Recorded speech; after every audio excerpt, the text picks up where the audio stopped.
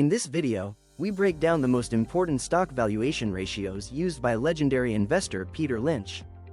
ஒரு ஸ்டாக்கோட விலை கரெக்டா இல்லையான்னு 2 நிமிஷத்துல கண்டுபிடிக்க ஒரு வழி இருக்குன்னு சொன்னா நம்புவீங்களா? அதுவும் சாதாரண வழி இல்ல, பீட்டர் லிஞ்ச் மாதிரி ஒரு லெஜெண்டரி இன்வெஸ்டர் பயன்படுத்தின ஒரு சீக்ரெட். வாங்க அந்த சீக்ரெட்டை இப்ப நாம தெரிஞ்சுக்கலாம். 29% யோசிச்சு பாருங்க.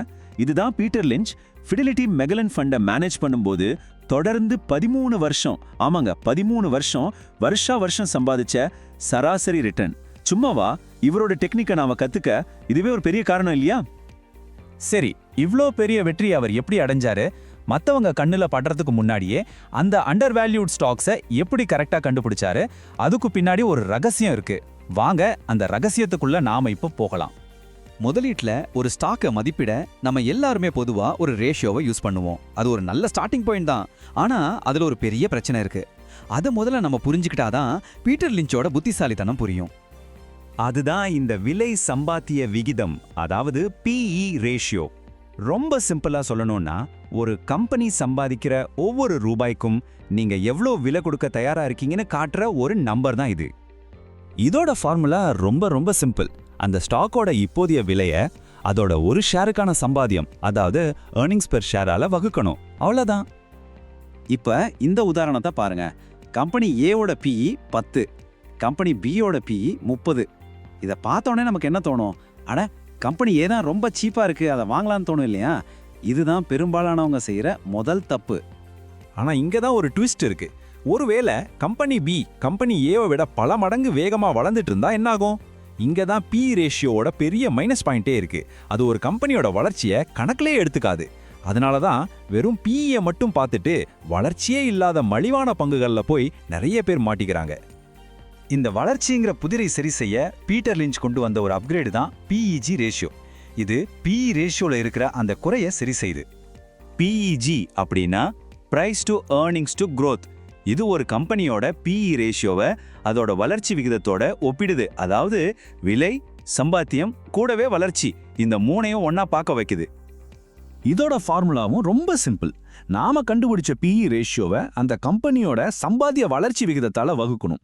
உதாரணத்துக்கு வளர்ச்சி 30% அப்படின்னா PE 30ன்ற நம்பரால வகுக்கணும். சிம்பிள். இப்ப நாம முன்னாடி பார்த்த அதே 2 கம்பெனிக்கு PEG ரேஷியோவை போட்டு பார்ப்போம். பாருங்க, கம்பெனி ஏவோட PEG 2.0வாவும் கம்பெனி பியோட PEG 1.0வாவும் இருக்கு. பாத்தீங்களா கதை எப்படி தலைகீழா மாறிடுச்சுன்னு? அதிக PE இருந்தா கூட அதோட வேகமான வளர்ச்சி காரணமா கம்பெனி பி தான் இப்போ ஒரு பெட்டர் டீலா தெரியுது. பீட்டர் லிஞ்சோட ரூல் ரொம்பவே சிம்பிள். ஒரு ஸ்டாக்கோட PEG ரேஷியோ 1க்கு கீழே இருந்தா அது அநேகமா மலிவான விலையில இருக்கலாம்னு அர்த்தம். 1க்கு மேல இருந்தா விலை கொஞ்சம் அதிகமா இருக்கலாம். அவ்வளவுதான். ஒரு சூப்பர் ஸ்டார்டிங் பாயிண்ட் இது. சூப்பர். இப்ப நமக்கு ஒரு நல்ல ஐடியா கிடைச்சிருச்சு. ஆனா பீட்டர் லிஞ்ச் இதோட நிறுத்தல. இந்த முழு படத்துல இன்னொரு முக்கியமான துண்டு மிஸ் ஆகுதுன்னு அவருக்கு தெரிஞ்சது. அது என்னவா இருக்கும்? இங்க தான் பீட்டர் லிஞ்சோட மாஸ்டர் பீஸ் வருது. அதுதான் PEG ரேஷியோ. இது ஒரு ஸ்டாக்கோட மதிப்பை கண்டுபிடிக்கிறதுக்கான ஒரு முழுமையான ஒரு கம்ப்ளீட் பிக்சர் கொடுக்குற டூல். பெகி அப்படின்னா price to earnings to growth and yield. இது விலை, சம்பாத்தியம், வளர்ச்சி. இது கூடவே டிவிடெண்ட், ஈவு தொகையையும் கணக்கில் எடுத்துக்குது.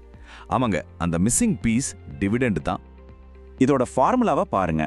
PE ரேஷியோவை வளர்ச்சி விகிதத்தோட டிவிடெண்ட் ஈவுத்தொகையையும் கூட்டி வர்ற மொத்த நம்பரால வகுக்கணும். டிவிடெண்ட் ஈவுத்தொகைனா என்ன? கம்பெனி அவங்க லாபத்துல இருந்து நேரடியா உங்க பாக்கெட்டுக்கு கொடுக்குற பணம். இந்த உதாரணம் பார்த்தா உங்களுக்கு தெளிவா புரிஞ்சிடும். கம்பெனி எக்ஸ், கம்பெனி ஒய் ரெண்டுக்குமே PEயும் சரி வளர்ச்சி விகிதமும் சரி ஒன்னாவே இருக்கு. ஆனா கம்பெனி ஒய் ஒரு 4% டிவிடெண்ட் கொடுக்குது. இதனால அதோட PEGOI ரேஷியோ பாருங்க 0.79 குறைஞ்சிடுச்சு. இது என்ன காட்டுது? கம்பெனி ஒய் தான் ஒரு சிறந்த டீல்னு காட்டுது. அப்போ இந்த PEG ரேஷியோ ஏன் இவ்ளோ பவர்ஃபுல்? ஏன்னா இது கம்பெனியோட வளர்ச்சியை மட்டும் பார்க்காம முதலீட்டாளரா உங்களுக்கு நேரடியா கையில கிடைக்கிற பணத்தையும், அதாவது டிவிடெண்ட்டையும் மதிக்கிறது. உங்க பாக்கெட்டுக்கு வர்ற பணத்துக்கு மதிப்பு கொடுக்கறது தானே புத்திசாலித்தனம். சரி, இப்போ நாம கத்துக்கிட்ட இந்த விஷயங்களை எல்லாம் எப்படி பிராக்டிக்கலா யூஸ் பண்றது? வாங்க அதுக்கு ஒரு சிம்பிளான 3 ஸ்டெப் பிளானை பார்க்கலாம். ஸ்டெப் 1, முதல்ல PE ரேஷியோவை கண்டுபிடிச்சு ஒரு பேசிக் ஐடியாக்கு வாங்க. ஸ்டெப் 2, அடுத்து PEG ரேஷியோவை வச்சு அந்த விலை அதோட வளர்ச்சிக்கு ஏத்ததான்னு பாருங்க. கடைசியா ஸ்டெப் 3, PEGY ரேஷியோவை போட்டு டிவிடெண்டையும் கணக்கில் எடுத்துக்கிட்டு உங்க ஃபைனல் முடிவை எடுங்க. ஆனா இங்க ஒரு முக்கியமான விஷயத்தை நீங்க ஞாபகம் வச்சுக்கணும். எந்த ஒரு ஃபார்முலாவும் எந்த ஒரு ரேஷியோவும் ஒரு கம்பெனியோட முழு கதையும் சொல்லிவிடாது. இதெல்லாம் ஒரு ஸ்கிரீனிங் டூல், ஒரு அருமையான ஸ்டார்டிங் பாயிண்ட் தான். ஒரு ஸ்டாக்ல முதலீடு செய்யறதுக்கு முன்னாடி கம்பெனியோட நிர்வாகம் எப்படி, கடன் எவ்வளோ இருக்கு, எதிர்கால திட்டங்கள் என்னன்னு எல்லாத்தையும் நீங்க தான் ஆழமா ஆராயணும். இப்போது ஒரு லெஜெண்டரி இன்வெஸ்டரோட கண்ணோட்டத்துல ஸ்டாக்ஸ பார்க்குற ஒரு பவர்ஃபுல்லான கருவி உங்க கையில இருக்கு. இத வச்சு சந்தையில ஒளிஞ்சிட்டு இருக்கிற அடுத்த மல்டிபேக்கரை கண்டுபிடிக்க நீங்க தயாரா? Thanks for watching. Please do subscribe, like, comment, share and click the bell icon.